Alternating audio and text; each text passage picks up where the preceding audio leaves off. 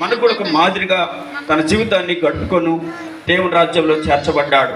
మనం కూడా అలా జీవించినప్పుడే ఒక రోజున మహిమలో ఆయన రాజ్యంలో ఆ దేవుడి స్థలంలో ఆయన్ని కూడా మనం చూస్తాం, ఆనందిస్తాం, సంతోషిస్తాం.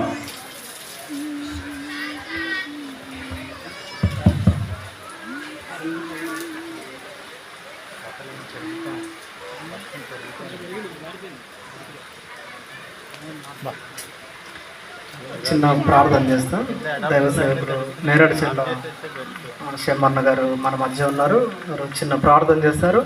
ఆ తర్వాత మళ్ళీ విల్సనన్నకు మరొక పాట, ఇష్టమైన పాట అక్క చెప్పారు. నందిగామ నుండి చరణ్ అన్న ఉన్నారు.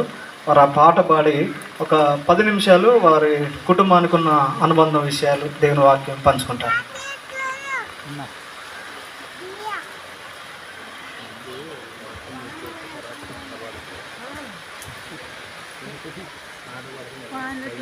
ప్రార్థన. మనం మిక్కిలిగా గొప్పగా ప్రేమించిన తండ్రి, నిన్న నేడు ఒకే రీతిగా ఒకటే రీతిగా ఉన్న దేవా, నీ గొప్ప ప్రయాణం బట్టి, ప్రణాళికను బట్టి, ఉద్దేశాన్ని బట్టి, సంకల్పాన్ని బట్టి, ఏర్పాటును బట్టి వందనాలు.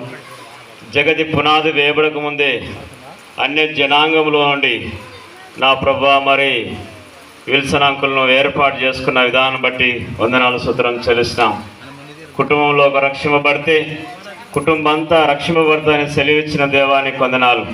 ప్రభువా తను రక్షించుకొని నా ప్రభా కుటుంబం అంతా రక్షణలోనికి తీసుకొచ్చిన విధానం బట్టి వందనమును స్తోత్రం చెల్లిస్తున్నాం.